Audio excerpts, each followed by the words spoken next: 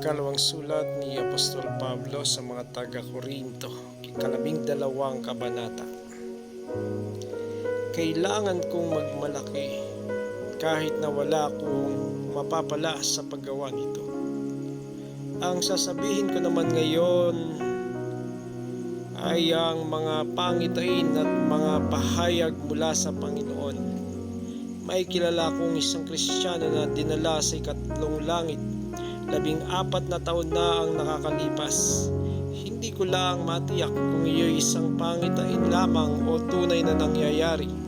Ang Diyos lamang ang nakakaalam. Naulit ko, siya'y dinala sa paraiso. At tulad ng sabi ko, ang Diyos lamang nakakaalam kung ito nga'y isang pangitain o tunay na pangyayari. Nakarinig siya roon ng mga bagay na di kayang ilarawan ng salita at di dapat bigkasin inuman. Pagmamalaki ko ang taong iyon at hindi ang aking sarili maliban sa aking mga kahinaan. At kung ako'y magmamalaki man, hindi ako lalabas na hangal sapagkat totoong sasabihin ko.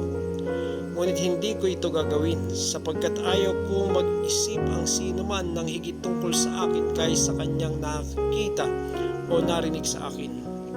Ngunit upang hindi ko ipagyabang ang kamanghamanghang pahayag ng Diyos sa akin, ako'y binigyan ng isang kapansanan sa katawan na nagsisilbing sugo ni Satanas upang pahirapan ako at nang sa gayoy hindi ako maging palalo. 3 beses kong idinalangin sa Panginoon na alisin ito. Ngunit ganito ang kanyang sagot: ang pagpapala ko ay sapat sa lahat ng pangailangan mo.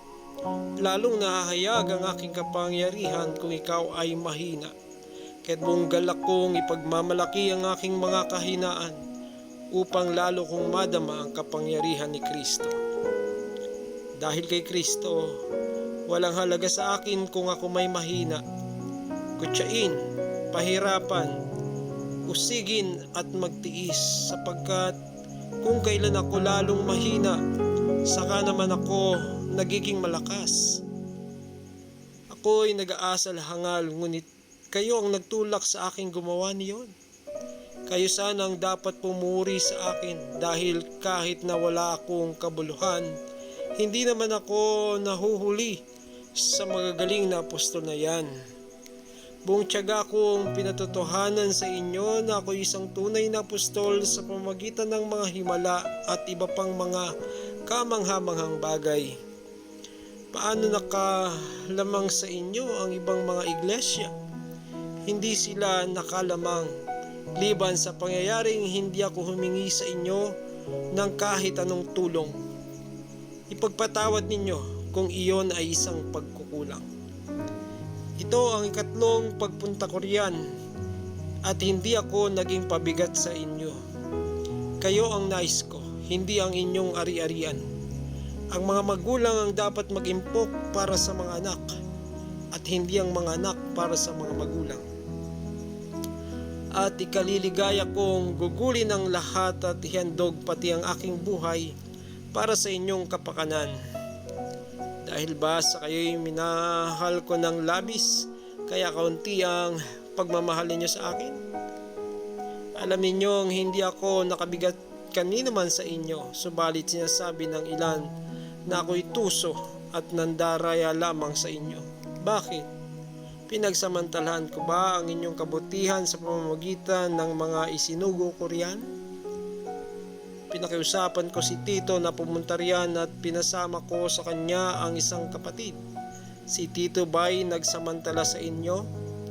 Hindi ba't namuhay kami ayon sa isang espiritu at isa ang aming pamamaraan? Akala ba ninyo'y pinagtatanggol namin ang aming sarili? Hindi. Nagsasabi kami sa harapan ng Diyos ayon sa kalooban ni Kristo. Mga minamahal, lahat ng ginagawa namin ay para sa ikabubuti ninyo. Nangangamba akong baka pagpunta ko riyan ay may makita ako sa inyong hindi ko magustuhan. At kayo naman ay may makita sa aking hindi ninyo magustuhan. Baka ang matagpuan ko ay pag-aaway-away, pag-iinggitan, pag-aalitan, pagmamaramot, pagsisiraan, pagchichismisan, pagmamataas at kaguluhan.